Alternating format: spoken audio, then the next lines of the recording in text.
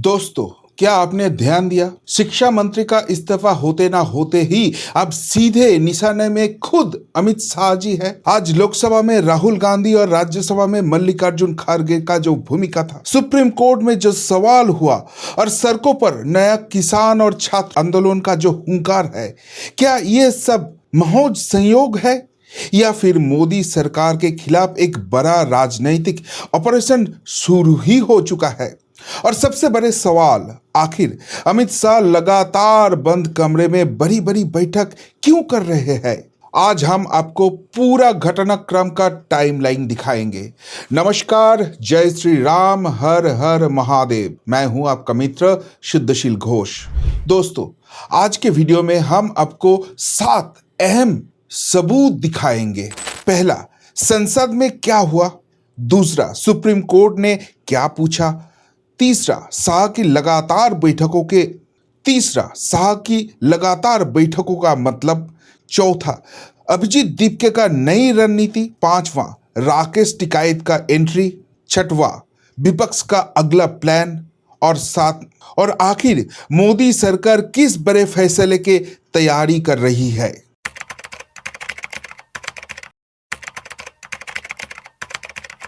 आज लोकसभा में राहुल गांधी ने सीधे अमित शाह जी का रेजिग्नेशन मांग लिया। वो बार बार सवाल उठाना चालू कर दिया, ये पैलेट गन क्यों चालू हुआ और इसका जिम्मेदारी लेने से क्या अमित शाह जी इनकार कर रहे हैं? क्या डर के मारे वो लोकसभा सदन में नहीं आ रहा है? अगर सिचुएशन ऐसे है तो अमित शाह जी को खुद को रेजिग्नेशन दे देना चाहिए। और सबसे बड़ी बात है, राहुल गांधी का ये मांग से उनका इंडिया अलायंस का जितना भी एमपीज है वो सहमत है।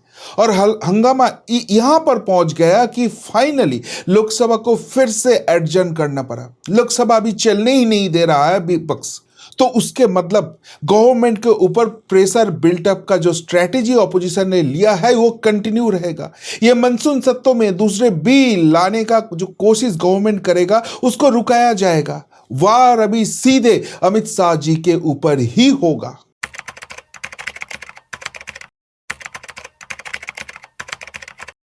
लोकसभा में जब इतना कुछ हंगामा हो रहा है तो राज्यसभा वहां पर भी पीछे नहीं है।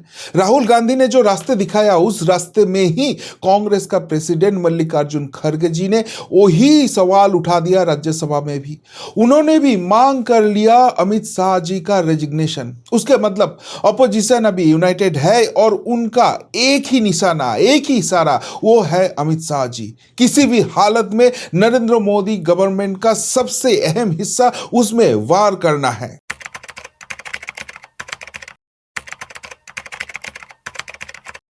लेकिन ये जो सवाल उठ रहा है ये बस लोकसभा और राज्यसभा के अंदर सीमित नहीं है। जो जेएनजी का प्रोटेस्ट हुआ था, उनका जो फेस बन चुके हैं अभिजीत दीपके, उन्होंने गवर्नमेंट के स्टेप के बाद पूरा आंदोलन पीछे ले लिया। लेकिन अब फिर से वो सवाल उठा रहा है और वो भी अमित शाह जी का रेजिग्नेशन का मांग कर रहे हैं। क्यों? क्योंकि यहां पर गवर्नमेंट ने जो चाल खेल दिया है वहां पर अभिजीत दीपके और उनका जो कॉकरोच गैंग है वो पूरा पीछे आ जाता है, बैकफुट में हो जाता है।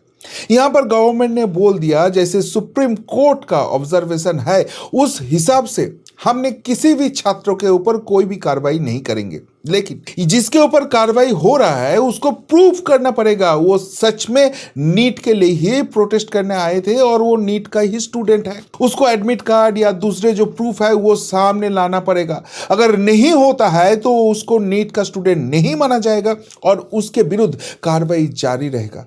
और अगर सच में ऐसे सिचुएशन हो जाता है तो अभिजीत दीपके और उसका पूरा कॉकरोच गैंग एकदम छिन्न भिन्न हो जाएंगे।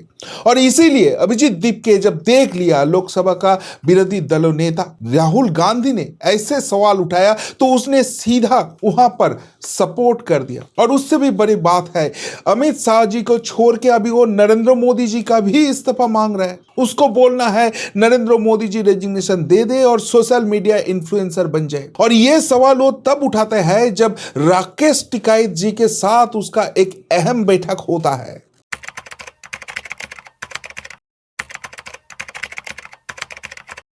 और इस मीटिंग के बाद ही पूरा गेम प्लान ये सीजेपी वाले चेंज कर देता है। और ये भी लग रहा है कि ये पहले से ही गेम प्लान था, वो पहले सक्सेस के बाद ये सब कुछ चल रहा है। अभी ये जो सीजेपी गैंग है, ये पूरा स्टूडेंट और यूथ को किसान के साथ मिलाना चाहते हैं और यूथ, किसान और स्टूडेंट मिलके एक बड़ा सा गुट बनाएंगे और पूरा नरेंद्र मोदी गवर्नमेंट को घेराबंदी करने का प्लान कर रहे हैं।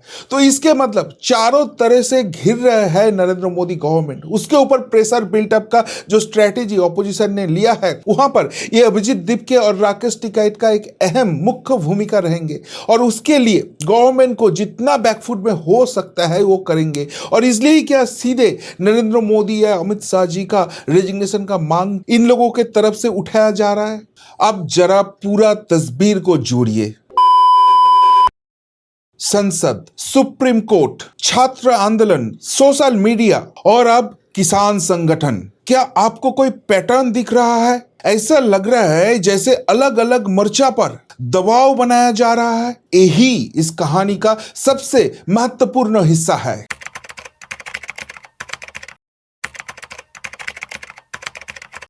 देखिए, इन लोगों के आंदोलन के बाद ये तो स्पष्ट हो गया था, अभी ये जो आंदोलन खत्म हुआ है ये इतना जल्दी खत्म नहीं करने देंगे और कुछ बड़े हस्ती के ऊपर इनका वार चलेगा और इसलिए गवर्नमेंट पहले से ही तैयार था। इन लोगों को इतना इंपॉर्टेंस नहीं देना है और इसलिए खुद अमित शाह जी पार्लियामेंट में नहीं आ रहा है, लेकिन उनका जो कैबिनेट के कॉलीग्स हैं, उनके जो एमपीज हैं, वो पूरा वार अभी कांग्रेस और अपोजिशन के ऊपर छेड़ दिया है। उन्होंने सवाल उठा रहा है कि ये जो सख्त कानून है पेपर लीक को लेकर, ये कांग्रेस जमाने में क्यों नहीं आया, यूपीए जमाने में क्या कर रहे थे ये लोग ये भी सवाल उठा रहा है कि छात्र आंदोलन के नाम में जो वायलेंस फैलाया गया है उसके ऊपर कार्रवाई होगा। अगर ऐसे नहीं होता है तो क्या वो वायलेंस को सपोर्ट कर रहे हैं? तो उसके मतलब पूरा तैयारी के साथ है एनडीए वाला पार्ट, लेकिन क्या वो काफी है?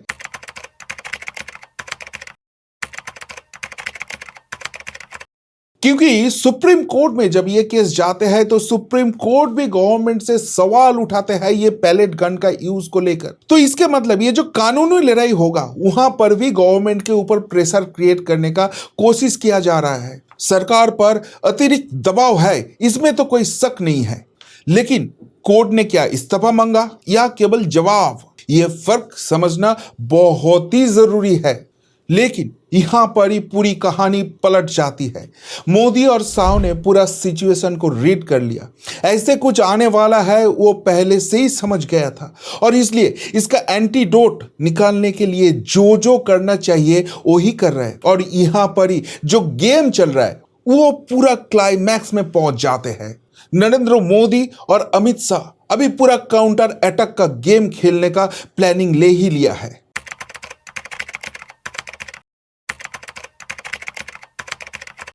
देखिए, जब विपक्ष यहां पर दबाव बढ़ा रहे थे तब अमित शाह जी एक के बाद एक क्लोज डोर मीटिंग कर रहे हैं और वो सारे मीटिंग बहुत ही अहम मीटिंग है। जैसे आप देख लीजिए, काल का ही बात है जब एनए से अजीत डोभाल जी को पार्लियामेंट भवन में बुलाया जाता है और वहां पर उनके साथ Amit Shah ji close door meeting करते हैं। लेकिन उससे पहले और एक अहम मीटिंग हो जाता है।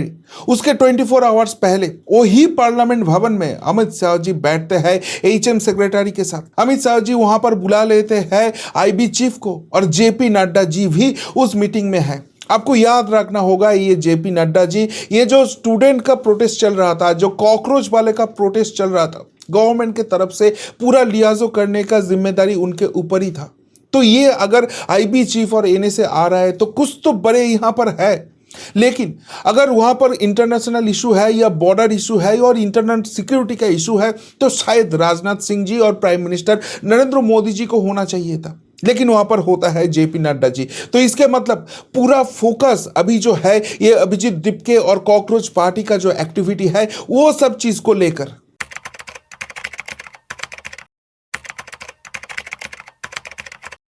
लेकिन इस लड़ाई में अमित शाह जी अकेले नहीं है। नरेंद्र मोदी जी का सपोर्ट पूरी तरीके से अमित शाह जी के साथ है। जब आज लोकसभा और राज्यसभा दोनों संसद भवन को ही यहां पर एडजर्न करना पड़ा, तो जो मौका मिला, जो टाइम गवर्नमेंट को मिला, तब आदरणीय प्रधानमंत्री जी नरेंद्र मोदी जी पूरा कैबिनेट का एक हाई प्रोफाइल मीटिंग बुला लेता है पार्लियामेंट भवन में।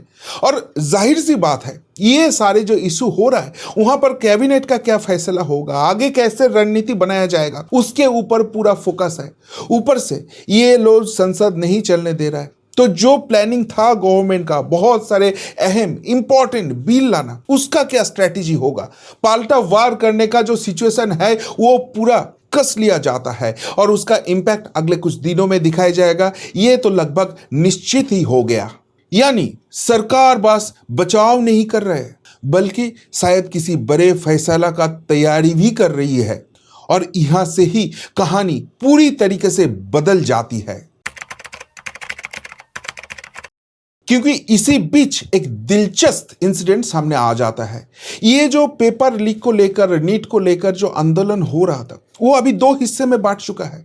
एक हिस्से जो सोनम वांगचुक है वो गवर्नमेंट के ये सारे स्टेप से बहुत खुश है, गवर्नमेंट जो काम कर रहा है उसको सपोर्ट कर रहा है। और यहाँ पर कॉकरोच वाले जो काम कर रहे हैं, जैसे पार्टी कर रहा है, उसके साथ वो नाखुश है।